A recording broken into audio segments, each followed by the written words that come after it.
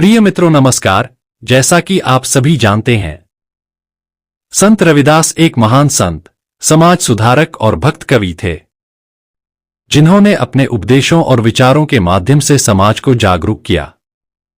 उनका मानना था कि गरीबी केवल धन की कमी नहीं है, बल्कि यह सोच और कर्मों की दशा पर भी निर्भर करती है।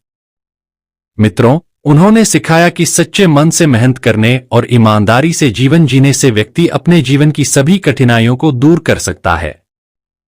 संत रविदास ने यह संदेश दिया कि जाति-पाति और भेदभाव के कारण समाज में गरीबी और अन्याय बढ़ता है। उनका विश्वास था कि सभी इंसान एक समान हैं और सभी को समान अवसर मिलने चाहिए। उन्होंने यह भी कहा कि यदि व्यक्ति अपने कर्तव्यों का पालन निष्ठा से करे, सच्चाई और परिश्रम को अपनाए, तो दरिद्रता दूर हो सकती है। उनके विचारों के अनुसार सच्ची भक्ति और कर्म का संगम ही वास्तविक समृद्धि का स्रोत है।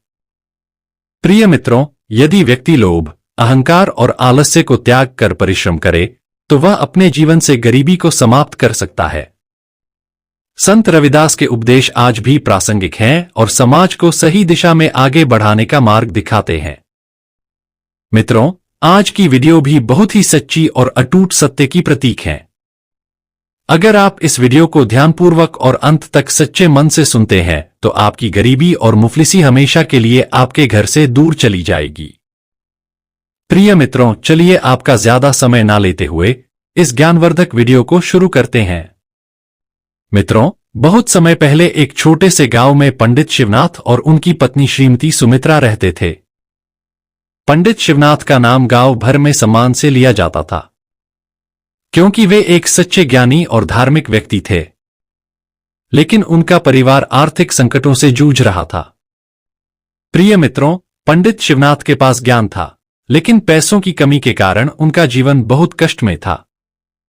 उनके पास बस एक छोटी सी जमीन थी, जो बहुत कम आमदनी देती थी। इसके बावजूद उनका दिल नेक था और उन्होंने कभी किसी से कुछ भी गलत नहीं किया। पंडित शिवनाथ की एक बेटी थी, जिसका नाम सुधा था। सुधा बहुत ही सुंदर और समझदार लड़की थी। उसकी शादी की उम्र हो चुकी थी, लेकिन पंडित शिवनाथ अपनी बेटी के लिए एक योग्य वर की तलाश में थे। उनकी बेटी के लिए बहुत से रिश्ते आए, लेकिन कोई भी उनका दिल नहीं छू पाया। एक दिन पंडित शिवनाथ के पास एक प्रस्ताव आया। यह प्रस्ताव एक समृद्ध व्यापारी के बेटे शंकरलाल से था। प्रिय मित्रों, शंकरलाल का परिवार बड़ा था और उसके पास बहुत संपत्ति थी, लेकिन वह एक कठोर और अत्याचारी व्यक्ति था। उसकी मां, जो एक सास भी थी, बहुत कड़ी और घमंडी थी। वह अपनी बहू को हमेशा ताने देती और उसे अपने घर में अपमानित करती थी। पंडित शिवनाथ ने सोचा कि यह रिश्ता सुधा के लिए एक अच्छा अवसर हो सकता है। शंकरलाल के परिवार की संपत्ति से उनके घर की स्थिति बेहतर हो सकती थी। इसलिए उन्होंने रिश्ते को स्वीकार कर लिया और सुधा की शादी शंकरलाल से तय कर दी। प्रिय मित्रों, शादी के बाद सुधा अपने ससुराल चली गई। वहां की स्थिति बहुत अलग थी। शंकरलाल का व्यवहार भी उम्मीद से ज्यादा कठोर था। सुधा को घर के सारे काम करने पड़ते थे और उसकी सास, जो रोज उसे ताने देती, कभी भी उसकी मेहनत की सराहना नहीं करती थी। मित्रों, सुधा बहुत दुखी थी, लेकिन उसने कभी किसी से कुछ नहीं कहा, क्योंकि वह जानती थी कि यह उसकी जिम्मेदारी है। एक दिन जब सुधा बहुत थककर अपने कमरे में बैठी थी, तब उसकी सास ने आकर फिर से उसे ताना मारा और कहा, तुम तो एक आम इंसान हो, तुम्हें क्या समझ होगा? तुम गरीब परिवार से हो, तुम्हारे घर में तो कभी सुख नहीं आ सकता। यह सुनकर सुधा की आंखों में आंसू थे, लेकिन उसने कुछ नहीं कहा।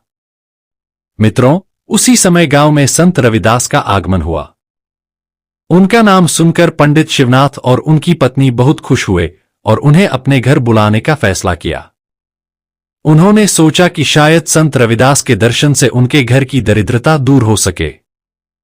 संत रविदास का दर्शन एक विशेष अनुभव था। वे एक साधारण व्यक्ति थे, लेकिन उनकी बातें दिल को छू जाती थीं। पंडित शिवनाथ और उनकी पत्नी ने संत रविदास से अपनी स्थिति की शिकायत की। संत रविदास ने कहा, सच का पालन करो और अपने कर्मों पर विश्वास रखो। तुम यदि दिल से अच्छा कार्य करोगे तो भगवान तुम्हारी मदद करेंगे। प्रिय मित्रों, संत रविदास के शब्दों में एक ऐसी शक्ति थी कि पंडित शिवनाथ के दिल में एक नई रोशनी का जन्म हुआ। उन्होंने तय किया कि वे अब अपने ज्ञान का उपयोग सिर्फ धन कमाने के लिए नहीं, बल्कि समाज की सेवा के लिए करेंगे। वे अपने गांव के लोगों को सही मार्गदर्शन देने के लिए कड़ी मेहनत करने लगे। उनकी पत्नी सुमित्रा ने भी अपनी पूरी ताकत से घर के कामों में मदद की और उन्होंने कभी किसी से अपनी तकलीफें नहीं जताई। सुधा, जो अपने ससुराल में बहुत दुखी थी, अब संत रविदास के दर्शन के बारे में सोचने लगी। सुधा ने महसूस किया कि अगर वह अपने कर्मों को सच्चे दिल से करेगी तो एक दिन उसके घर में भी सुख आएगा। प्रिय मित्रों, सुधा ने अब अपनी सास के अत्याचारों को सहने के बजाय उनका सामना करना शुरू किया। एक दिन जब उसकी सास ने फिर से ताने मारे तो सुधा ने शांतिपूर्वक कहा, मां, मैं जानती हूं कि आप मेरे से खुश नहीं हैं, लेकिन मैं आगे अपना कर्म सही तरीके से करूंगी। मैं आपको ताने देने के बजाय आपकी मदद करना चाहती हूं।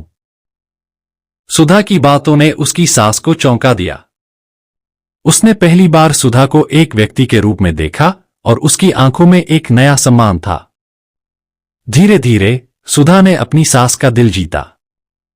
उसने घर के कामों में अपनी सास की मदद करना शुरू किया और उसे कभी भी खुद को छोटा महसूस नहीं होने दिया। प्रिय मित्रों, समय के साथ शंकरलाल भी सुधा के साथ अपने रिश्ते को समझने लगा और उसका व्यवहार बदलने लगा। अब पंडित शिवनाथ का घर धीरे धीरे समृद्ध होने लगा। उनकी प्रतिष्ठा बढ़ी और वे समाज में एक महान गुरु के रूप में जाने जाने लगे। मित्रों, संत रविदास के शब्दों ने उनका मार्गदर्शन किया और उनके घर में दरिद्रता दूर हो गई। सुधा ने भी अपने घर को सुखमय और संतुलित बना लिया। उसकी मेहनत और उसकी समझ ने न केवल उसके ससुराल को सुखी बनाया, बल्कि उसका खुद का जीवन भी खुशहाल हो गया। यह कथा हमें यह सिखाती है कि अगर हम सच्चाई के मार्ग पर चलते हैं तो कोई भी कठिनाई हमारे रास्ते में नहीं आ सकती। संत रविदास की शिक्षाएं आज भी हमें यही संदेश देती हैं कि ईमानदारी, मेहनत और आत्मविश्वास से हम किसी भी स्थिति से उबर सकते हैं।